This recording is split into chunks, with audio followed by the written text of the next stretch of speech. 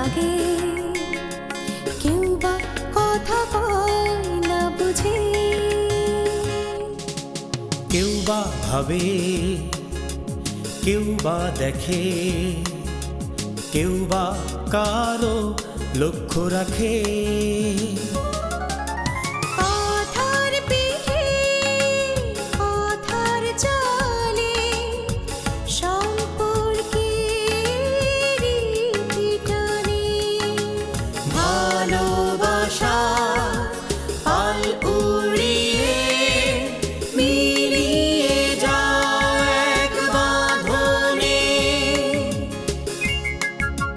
সব ভালোতা শেষ ভালো যায়, শেষ ভালো যায়।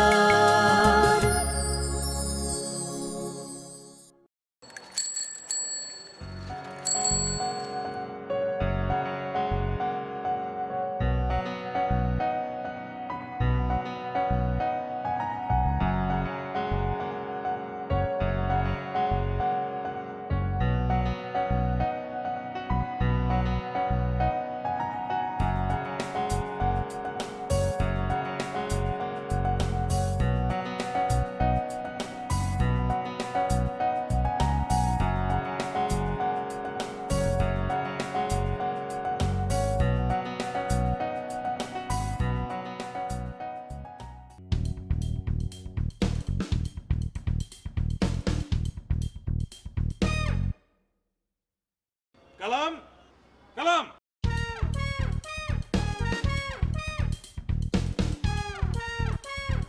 Yes sir. নবাবের এতক্ষণে ঘুম ভাঙলো? Yes sir. Yes sir. না মানে নো স্যার, পুরোটাই নো স্যার। এটা কি এটা তো পেপার স্যার। পেপার? সেটা তো বুঝতেই পারছি। এখানে এলো কি করে? ওই পেপারওয়ালা দিয়ে গেছে স্যার।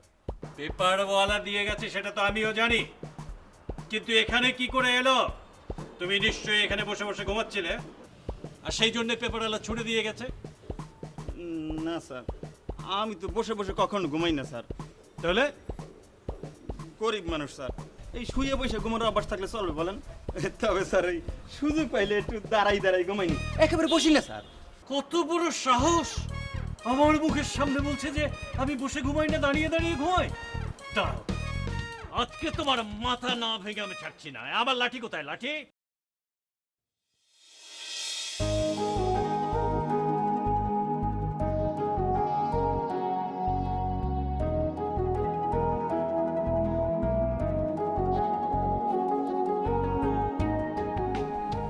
শিগগিরিমা, তুই কেন? রহমান কোথায়? রহমান ভাই তো বাজারে গেল। তুমি সাত সকালে লাঠি কেন চাইলে? তুমি মর্নিং ওয়াকে যাবে না? হ্যাঁ যাবো, যাবো। তার আগে এই শয়তানটার মাথাটা ভেঙে আমি তারপরে যাব। দেখ কত বড় সাহস! আমি মর্নিং ওয়াকে বেরিয়েছি, আর এই সময় এই পেপার এসে আমার সামনে পড়লো। কেমন লাগে বল? ইচ্ছে হয় এই শয়তানটাকে একেবারে চুলগুলো টেনে টেনে আমি ছিঁড়ে ফেলি। ঠিক আছে, ঠিক আছে। কি ঠিক আছে? কিচ্ছু ঠিক নেই। আগে আমি ওর মাথাটা ভাঙবো, তারপরে আমার শান্তি। হ্যাঁ তাই? আচ্ছা বাবা, তুমি তো এখন মর্নিং ওয়াকে তাহলে যাচ্ছ না, তাই না?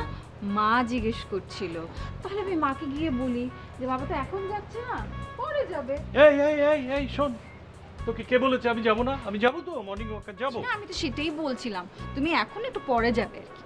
এত মা মা করিস কেন? হ্যাঁ, একটু বাবা বাবা করলেও তো পারিস। হ্যাঁ বাবা, সাত সকালবেলা চেঁচামেচি একদম ভালো লাগে না।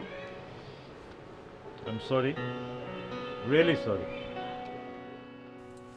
ঠিক আছে, তোর মাকে বলে দিস আমি যাচ্ছি। এই না হলে আমার boyfriend, smart and handsome. Thank you darling. You are most welcome sir. Bye by.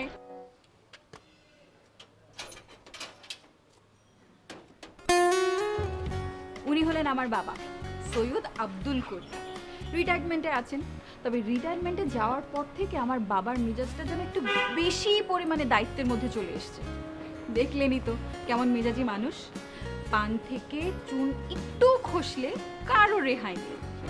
বাবাকে বাসার সবাই অনেক ভয় পায়, তবে আমার বাবা বাসার একজনের সামনেই চুপ করে থাকতে পারে। তিনি হচ্ছেন আমার মা।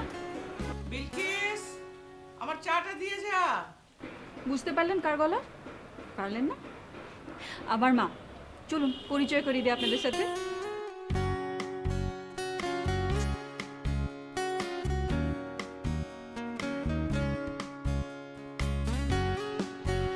মা, এই নাও পেপার।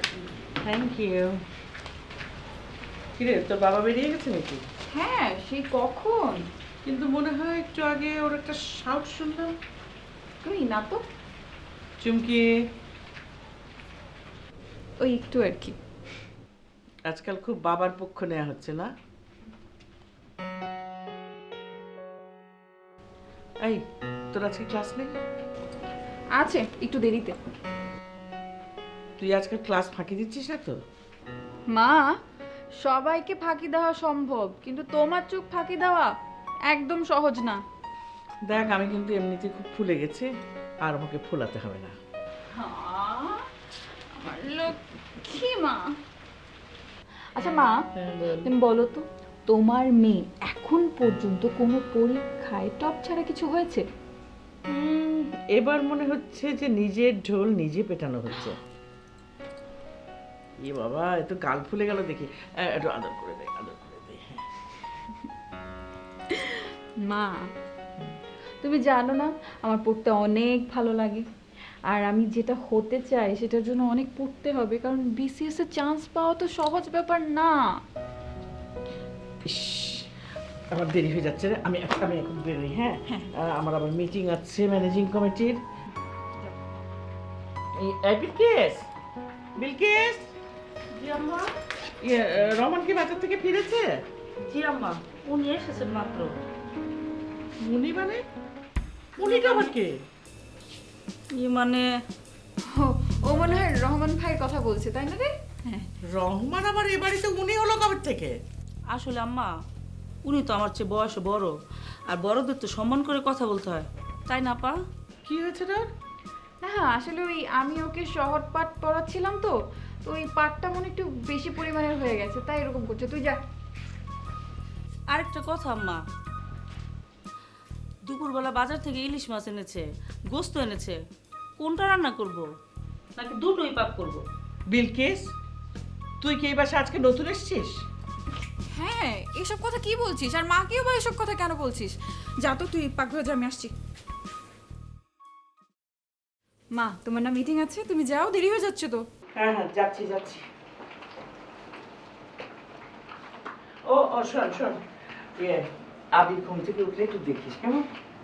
আর তোর বাবার দিকে খেয়াল রাখিস, কোনো অনিয়ম যেন না করে। যথাজ্ঞা মহারানী।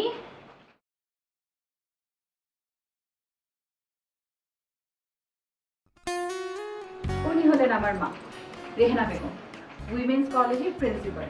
মা প্রচুর পড়াশোনার মধ্যে থাকেন। এই যে সামনাসামনি বাবাকে রাগ দেখান, কিন্তু আসলে মা বাবাকে ভীষণ ভালোবাসেন। মানে এটা অন্য কেউ না জানলেও আমি খুব ভালো করে জানি, বাবাও মাকে ভীষণ ভালোবাসেন। তাদের ভালোবাসার সম্পর্কটা না অনেক গভীর। এই যে বাসাটা দেখছি, এটা বাবা মাকে তৈরি করে দিয়েছে। এই জন্য মাও খুব গর্ব করে সব আত্মীয় স্বজনদেরকে বলে যে এই বাড়িটা আমার স্বামী আমাকে দিয়েছে। বাবা ভাইয়ের মধ্যে একটা ঘটনা আছে, না আপনাদেরকে এখন ঘটনাটা বলবো না, আপনারা আস্তে আস্তে ঘটনাটা জানতে পারবেন। ঠিক আছে, আপনাদের সাথে না গল্প করতে করতে আমিও ভুলে গেছি আমার অনেক কাজ আছে। রান্না কি হবে সেটা জানাতে হবে, দাদাকে ঘুম থেকে তুলতে হবে, আবার আমাকে ক্লাসেও যেতে হবে। বিলকিস, নো নো নো কথা আজকে, হাই বিজি। আপনি বেশি কথা বলেন। আমি বলেছি না, আমি মিস দিলে আপনি কল দিবেন। ওকে? কে তোকে মিস দিবে আর কাকে তুই কল দিবি? না পা, কেউ না পা, আবার রং নাম্বার। মায়ের মানুষের গলা পাইলে খালি আই লাভ ইউ বলে, কি বেয়াদব না পা? ভীষণ বেয়াদব। আর তুই কি উত্তর দিলি? মিস দিলে কল দিব? না মানে দুপুরে ইলিশ মাছ রান্না হবে, জি আপা। আর রাতে গরুর গোশত। আচ্ছা। বিলকিস, এরপরে যাতে আমি আর কোনোদিন না দেখি যে তুই মায়ের মুখের উপর কথা বলছিস, খবর হয়ে যাবে কিন্তু।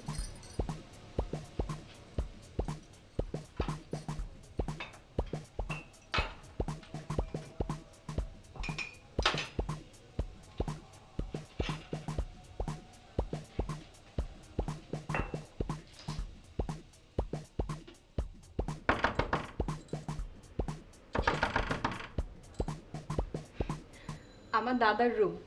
আমার দাদার নাম আবির রহমান, ইংরেজিতে এমএ পরীক্ষা দিয়েছে। মার মতো দাদারও অনেক পড়াশোনা করা। মানে আমার দাদাকে যদি কেউ খেতে না দেয় তাহলেও চলবে, কিন্তু তার সামনে একটা বই থাকতে হবে। আর এই জন্য আমার মা দাদাকে অনেক পছন্দ করে। দাদারও সব কিছু মা কেন্দ্রিক, বাবাকে পছন্দ করে না আবার অপছন্দও করে না, মাঝামাঝি। তবে আমার দাদা সবচেয়ে বেশি আদর করে আমাকে, আর এই জন্য আমি আমার দাদাকে খুব ভালোবাসি। দাদা, দাদা ওঠ, সকাল হয়ে গেছে। দাদা,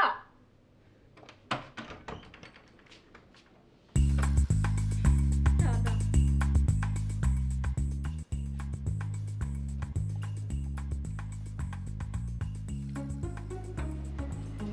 দাদা, দাদা ওঠ, একদম সকাল হয়ে গেছে, ওঠ। আর একটু ঘুমাই না প্লিজ মা। আমি মা না, দাদা ওঠ। তাহলে কে? ও বিলকিস, তোমাকে আমি এতবার বললাম যে তুমি আমার রুমে ঢুকবে না, চা নিয়ে সকাল সকাল চুমকে ঢুকবে। প্লিজ তুমি যাও তো বিলকিস। দাদা দেখি, এবার তাকাও, চোখ খোলো। ও তুই? আমি। চশমা ছাড়া সবাইকে তোমার বিলকিস মনে হয়, মাকেও কি বিলকিস ডাকো? পাগল, আরে কালকে তো আমি ভুল করে মানে বাবাকে কালামদারওয়ান ডেকে ফেলেছিলাম। তারপর তারপর বাবা কি বললো? তারপর আর কি, বাবা মুখ এরকম গম্ভীর করে আমার পকেট থেকে চশমা বের করে ওকে পরিয়ে দিল আর বলল, আমি মোটেও কালাম দারোয়ান নই, আমি তোমার একমাত্র বাবা, আর এখন থেকে পারলে চশমাটা চোখে রাখবে, পকেটে না। দাদা তুই ভার্সিটিতে যাবি আজকে? না রে, আমার মানে আমি একটা থিসিস নিয়ে কাজ করছি, কিডসের কবিতা। তো আমাকে যেতে হবে, ক্লাস আছে। শোন, তুই ঠিক মতো ফ্রেশ হবি, তারপর ঠিক মতো নাস্তা করে নিবি, ঠিক আছে? Bye bye.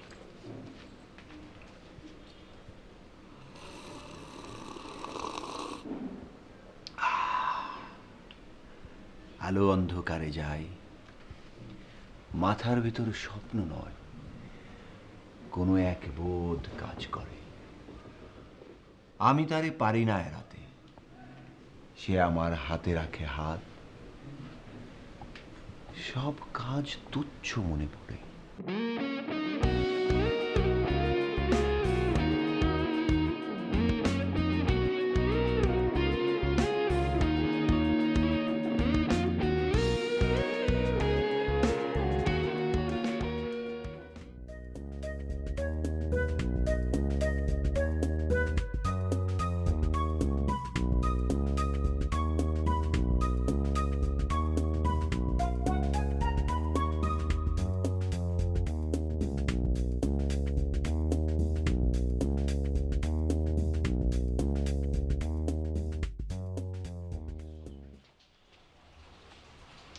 মা। কিরে তুই কি বেরিয়ে গেছিস? না, এখনো বের হয়নি, রেডি হচ্ছিলাম। তোর বাবা মর্নিং ওয়াক থেকে ফেরেনি? ফিরেছে বোধহয়। কিছু বলতে হবে? না মানে তোর বাবাকে আসলে ফোনে পাচ্ছি না। আমাকে বলো। তোর বাবাকে বলবি তোর বড় মামাকে যেন অবশ্যই একটা ফোন করে। আর কিছু? না আর কিছু না, যা বলার তোর বড় মামাই বলবে, তুই মনে করে বলিস কিন্তু। আচ্ছা ঠিক আছে ম্যাডাম, আপনার কাজ হয়ে যাবে, রাখি। আপা, চাচাজান বাসায় ফিরেছেন, আপনাকে ডাকছেন। হ্যাঁ, বাবাকে নাস্তা দিয়েছো? দিয়েছি। ভাইজান আর চাচাজান বসে টেবিলে নাস্তা করছেন, রুটি, সবজি, ডিম ভাজি, জুস। চাচাজানের ওষুধও রেখেছি টেবিলে, কিন্তু মনে করে দিতে ভয় লাগছে, যদি বেয়াদবি হয়। যা আসছি।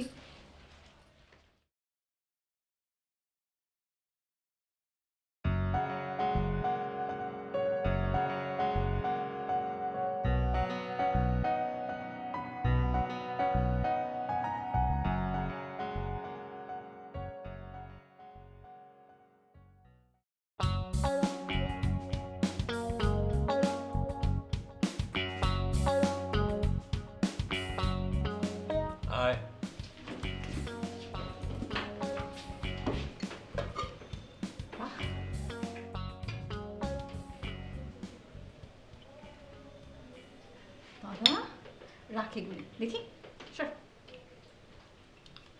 টাকা থ্যাংক ইউ ওয়েলকাম বাবা গুড মর্নিং। মর্নিং। আগে বলিসনি কেন? মানে আমি এতক্ষণ বুঝতে পারিনি বাবা কার সাথে বসে নাস্তা করছি।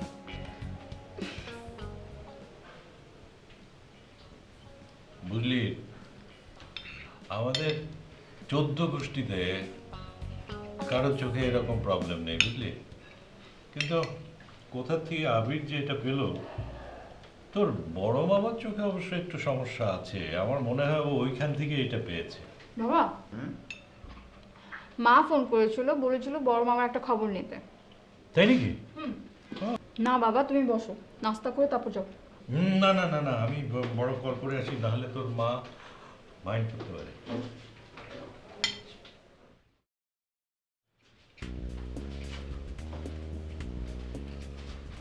দাদা আজকে যখন চশমা পরেছিলি না তখন বাবাকে কি ভেবেছিলি? সত্যি বলবো, বাবাকে একটু চমকে দিতে চাইলাম।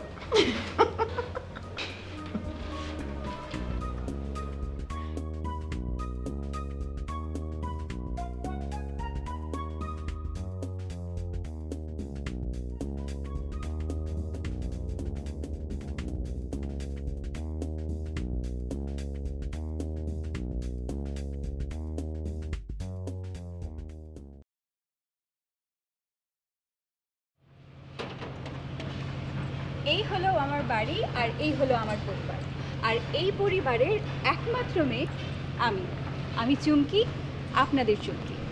অনার্স পরীক্ষার পাশাপাশি এই সংসারটা আগলে রাখা আমার অন্যতম কাজ। ছোটবেলা থেকে একটা স্বপ্ন ছিল যে বড় হয়ে সরকারি প্রশাসনের বড় কোনো কর্মকর্তা হব। ঠিক যেভাবে এখন আমি এই সংসারটাকে আগলে রাখছি, একইভাবে দেশটাকে আগলে রাখবো। আপনারা আমার সঙ্গে আছেন তো, তাই না? থাকতেই হবে। আর রিক্সা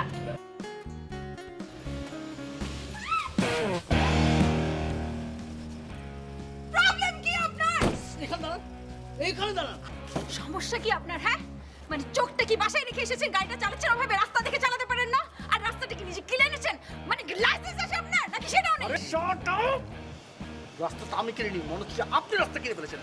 জানেন না কিভাবে রাস্তা পার হতে হয়? যদি না জেনে থাকেন, এরপর থেকে নিয়ম কানুন লেখা আছে, পড়ে নেবেন রাস্তা পার হওয়ার সময়। আর হ্যাঁ, এরপর রাস্তা পার হওয়ার সময় অবশ্যই নিজের এই দুটো চোখ, নিজের এই ঠোঁট আর এই যে রাগে লাল হয়ে যাওয়া নাকটাকে সচল রেখে রাস্তা পার হবে।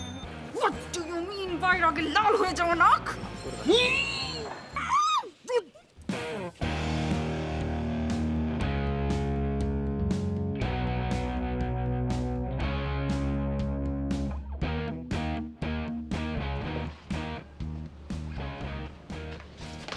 এই ফাইল দুটো নিয়ে মিটিং রুমে যাও, সবাইকে বলো আমি আসছি।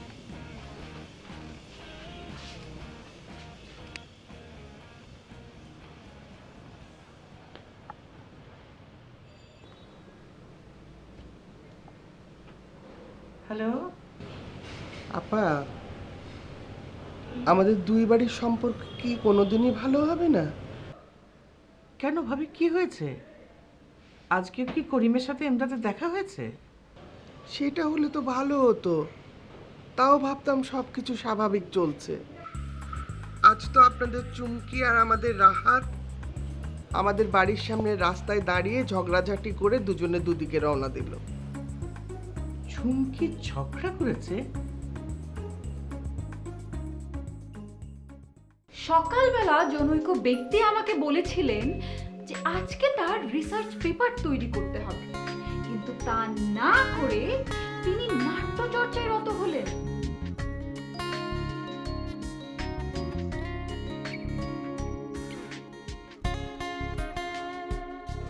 কোন ছেলেটা? কোন বাসার? আরে ইমদাদ আঙ্কেলের ছেলে। রাহাত কি করেছে? তেমন কিছু না, সে সারাক্ষণ দেখলে আমাকে ভেঙায়। ড্যাড, এবারে নিয়ম কি ভেঙেছে?